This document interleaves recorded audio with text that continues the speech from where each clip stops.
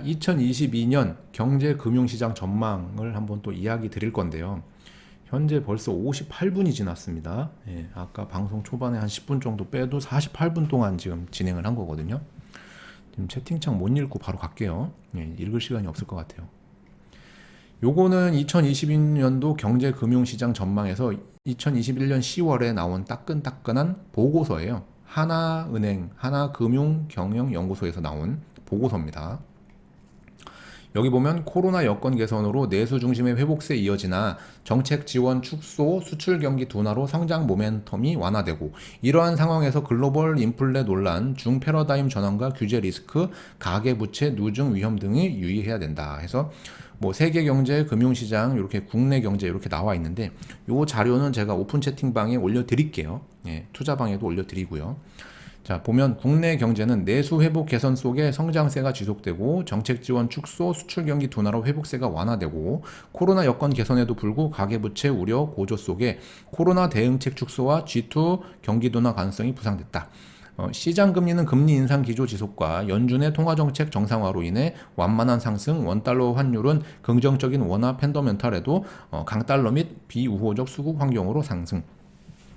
자, 요 말인즉슨 지금 상황이 녹록지 않다. 예, 함축하면 그렇고요. 자, 글로벌 인플레이션 지속 가능성, 인플레이션 리스크가 높아지는 상황에서 물가 향방 및 그에 따른 파급 효과 우려, 중 패러다임 전환 및 규제 리스크, 여기 이제 중국에 관련된 내용들도 있는데 거기에 이제 헝다뿐만 아니라 제가 얘기 드렸던 게임 산업, 뭐 엔터테인먼트 산업, 뭐 교육 산업 등등등 이런 게 여기 보고서에 또 다 실려 있어요. 그래서 야, 이거 참 요 자료를 보고 했으면 더 좋았을 텐데, 예, 그랬다 해서 그런 내용은 싹 뺐어요. 네, 일단 자, 그런 내용은 싹 빼서 원문을 제가 카톡방에 올려드리겠습니다. 자, 가계부채 누중 및 금융 불균형, 코로나 이후 가계부채 급증에 따른 위험이 증대되는 가운데 정책 대응에 딜레마가 부각되고 있다. 이렇게 돼 있고요. 건설 투자, 요게 중요하거든요. 지금 제가 요 자료 보면서 몇몇 짚어드리려고 함축했는데 빨리 할게요.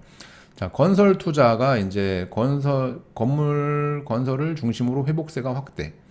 여기 이제 주거용 건설은 양호한 주택 수요 및 수주 증가, 정부의 주택 공급 확대 계획 등에 힘입어 증가세 확대 예상 이렇게 나오죠. 증가세 확대 예상이라고.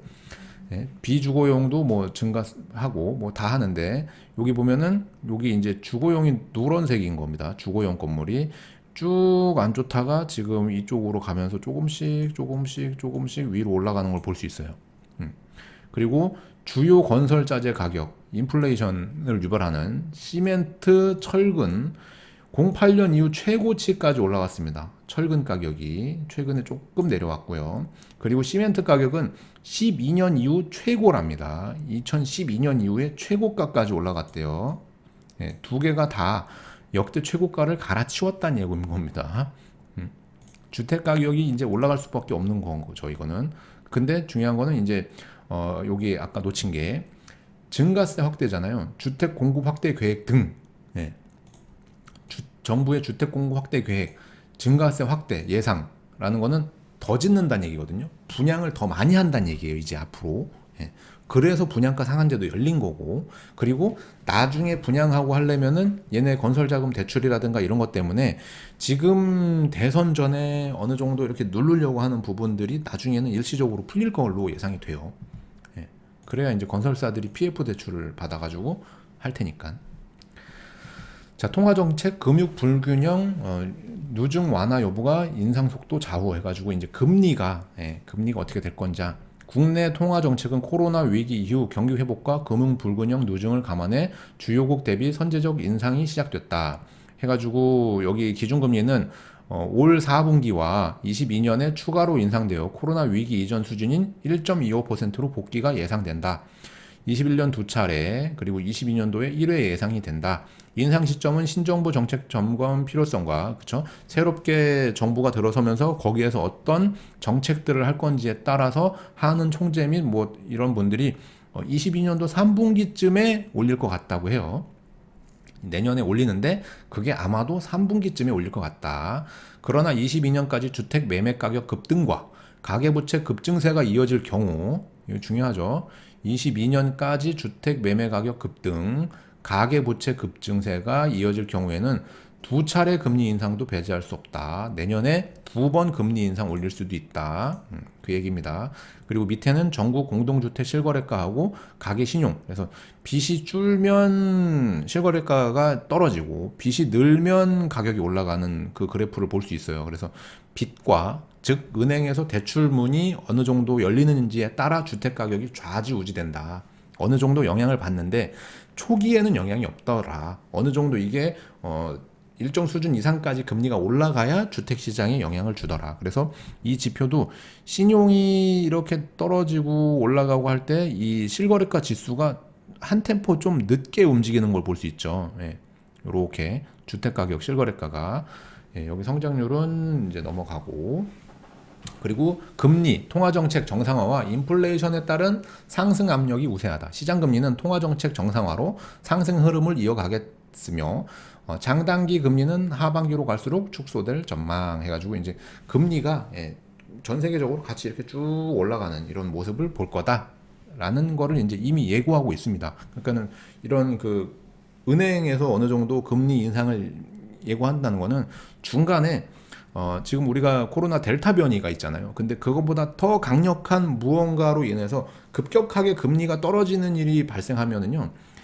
최악의 경우가 발생할 수 있어요. 안 그래도 지금 저금리이기 때문에 이 자산 시장의 양극화가 심해졌는데 중간에 만약에 뭔가 새로운 바이러스로 인해서 이게 급격하게 금리를 끌어내려야 되는 그게 발생을 하면 생각하기 어려울 정도로 극단적인 양극화가 올 수 있습니다. 그때는 집이 있느냐와 없느냐로 완전히 갈라지게 될 거예요. 완전히. 지금도 갈라지고 있는데 간극이 따라잡을 수 없을 만큼 벌어질 수 있다. 어쨌든 뭐 그거를 대비하기 위해서 그러한 그 충격을 대비하기 위해서 금리를 끌어올리려고 하고 있다라는 게 이제 내용이고 그리고 부동산 수도권으로 투자 수요 집중되며 상승세가 유지, 낮은 미분양 재고와 개발 호재, GTX 등에 따른 가격 상승폭 확대는 높은 투자 수요를 반영하고 있고 20년부터 전국 미분양 재고가 가파르게 감소해 21년 7월 기준 전국 1.5만 호 수준으로 유지 중이다. 22년도에는 이제 재건축 같은 게 이제 풀리면서 어느 정도 수도권 쪽에 주택 가격이 움직일 거다라고 보고 있죠. 뭐 개발 호재나 뭐 이런 걸로 봤을 때 특히나 이제 규제 완화 기대로 인해 재건축 단지가 집중된 아파트 가격 상승폭이 크게 확대된 걸 볼 수 있습니다. 뭐 연립 단독 뭐 이런 거는 따라잡기 어려울 정도로 아파트 가격이 미친 듯이 뛰었다라고 볼 수 있어요. 그러니까는 우리가 생각하는 아파트는 이미 돈이에요, 돈, 금. 실제로 시장에서 거래되고 있는 금인 겁니다. 주요 지표 전망표라고 했을 때 여기 이제 건설 투자가 중요하거든요. 여기 보면은 2020년도 연간 0.4% 하락했어요. 잘 안 졌거든요. 21년도에는 연간 0.6% 상승했고 22년도 예상하기로를 2.7%로 예상을 하고 있습니다. 이 말인즉슨 내년부터 분양이라든가 뭐 이런 게 좀 많아질 수 있고요. 후년에는 더 많아질 수 있다. 이런 공급이 어느 정도 늘어나는데 시간이 있고 시차가 있으니까 그런 것들이 진행되다 보면은 한 몇 년, 한 2, 3년 이후에는 이게 분명히 부동산에 대외적인 충격이 없더라도 금리 상승하고 뭔가 여러 가지 맞물려 가지고 주춤하는 눌림 현상이 나올 수 있는 겁니다. 우리는 미리 알고 있으면 돼요. 뭐 이런 거 해가지고 제가 이렇게 혼자 떠들지만 우리는 미리 알고 있으면 됩니다. 몇 년 이후에는 그런 일이 발생할 수 있고 그런 거를 제가 이렇게 얘기를 안 해도 여러분들이 쉽게 알 수 있는 방법은 저번에도 말씀드렸지만 길거리에서 물티슈 많이 나눠주면 머지 않았구나 생각하십시오. 길거리에서 물티슈 뭐 생활 뭐 이렇게 뭐 비닐 장갑 뭐 이런 거 해가지고 스티커 붙여가지고 뭐 어디 분양합니다 뭐 이런 게 막 파라솔이 쫙 쳐져 있고 뭐 어디 마트 갔는데 막 몇 개씩 카트에다 막 집어 던져주고 이러면 분양이 많이 생기는구나. 예전보다 분양이 많이 느나 보다. 그러면 저거 완공될 쯤에는 어느 정도 눌림목이 오겠다라고 생각하시면 돼요. 근데 아직 그런 모습은 없죠. 아직은. 근데 이게 머지 않았다. 내년부터는 어느 정도 이 건설 경기를 살리려고 하는 것 같아요. 건설 투자 쪽이. 자, 가계부채 누중 규모와 상환 부담 모두 가파른 증가세라고 합니다. 국내 가계부채는 저금리 기조 심화, 주택 매매 수요 증가 등이 맞물리면서 2014년부터 증가세가 확대했대요. 그래서 2014년이 바닥이란 얘기죠. 예, 바닥. 여기가 바닥이었어요. 이때 집 산 사람이 위너였던 거죠. 금융위기 이후 주요국에서 가계 디레버리징, 요게 이제 또 포인트인데, 디레버리징이 뭐냐면요. 저금리로 자산을 사서 돈을 빌렸잖아요. 예전에 말씀드렸잖아요. 여기 이제 부동산이 있습니다. 아파트가 있으면 저금리로 이 주택을 대출을 왕창 땡겨가지고 내 돈 적게 들이고 사요. 그리고서 이게 주택 가격이 상승을 하면 부채는 그대로인데 이만큼의 차익이 생기잖아요. 요만큼의. 그러니까는 이걸 다시 팔았을 때 요만큼의 차익이 남고 부채를 상환하는 방식으로 해가지고 어느 정도 이제 부채를 탕감하는, 자산을 매각해가지고 부채를 탕감하는 효과가 다른 나라에서는 일어나고 있다. 금융위기 이후 주요국에서 가계 디레버리징이 진행된 것과, 그래서 여기 디레버리징이 그 뜻입니다. 예전에 돈을 빌려가지고 또는 이 코로나가 터지면서 돈을 빌려가지고 뭐 집이라든가 뭐 다른 거 뭐 뭘 사가지고 그게 가격이 올라가서 팔고 빚을 갚았다. 진행된 것과 달리 국내에서는 소득 수준 상회하는 부채 증가 지속. 내가 버는 것보다 더 많이 돈을 빌렸다. 이러한 가운데 코로나 위기 이후 생계형 목적, 완화적 금융 여건 속 레버리지 투자 과열 등으로 부채 급증. 부채 뭐 다 갖고 계시죠. 코로나 이후 주요 자산 가격 상승률이 19년 12월 말 대비 21년 8월 말 주택 가격이 19.6%, 주가는 45.6%가 상승했대요. 가계 상환 부담 역시 저금리 기조에도 불구 부채 증가와 원리금 분할 상환 유도 정책이 맞물려 빠르게 증가하고 있다라고 합니다.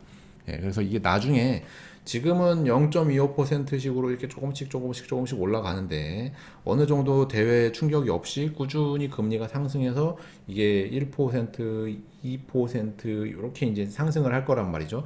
이미 은행 대출은 4%가 넘었잖아요. 한국은행 기준금리를 말씀드리는 거지. 은행에서 지금 뭘 하려고 하면은 다 4% 얘기를 해요. 근데 지금 기준금리가 2%까지 이렇게 가면은 그때 당시에는 이제 은행에서 뭐 5% 이자도 나오고 하겠지만 어쨌든 그로 인해서 부담이 되는 거를 느낄 거예요. 그 시기에는 주택이 이제 이렇게 연착륙하는 걸 볼 수 있겠죠. GDP 대비 가계 증가 해가지고 이제 부채가 증가하면 빌리는 돈이 많아지면 자산 가격이 뛰더라. 근데 다른 나라는 그거를 팔아서 부채를 줄여 나가고 있는데 우리나라는 완전 반대 방향으로 가고 있더라. 오히려 빚을 더 내서 가고 있다. 근데 요거는 사실 다른 나라하고 우리나라하고 조금 결이 달라요.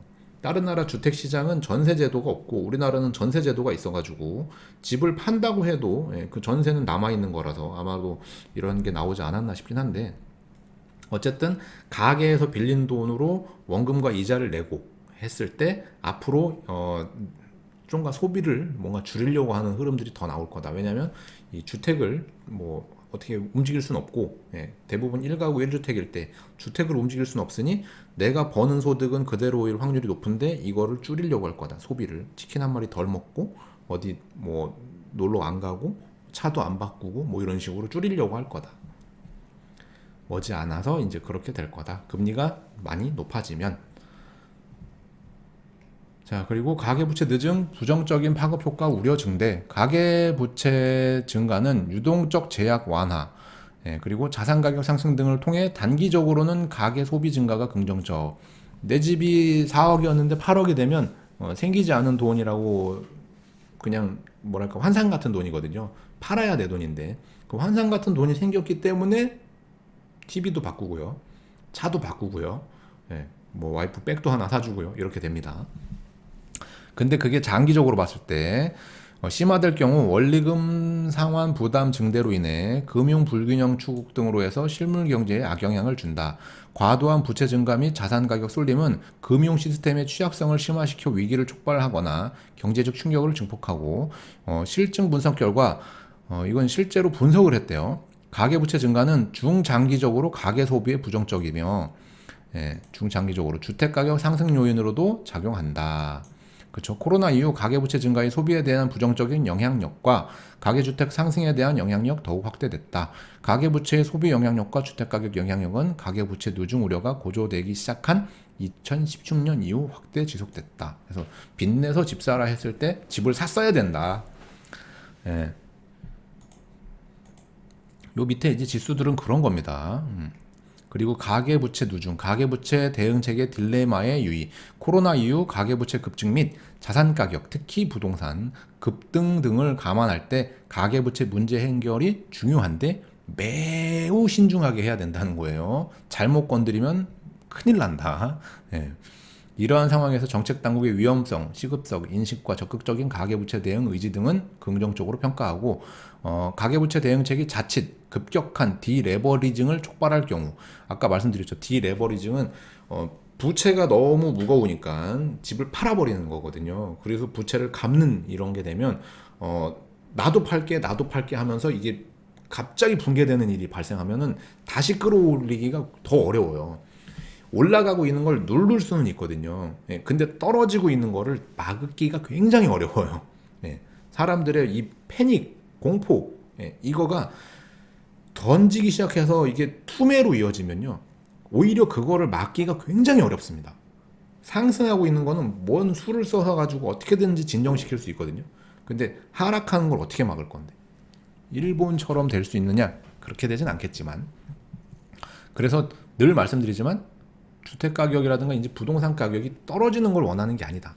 당국에서 하고 있는 이 모든 정부에서 하고 있는 이 모든 것들은 주택 가격이 안정되기를 원하는 거예요. 예, 원하는 범위 내에서만 상승하기를 원하는 겁니다.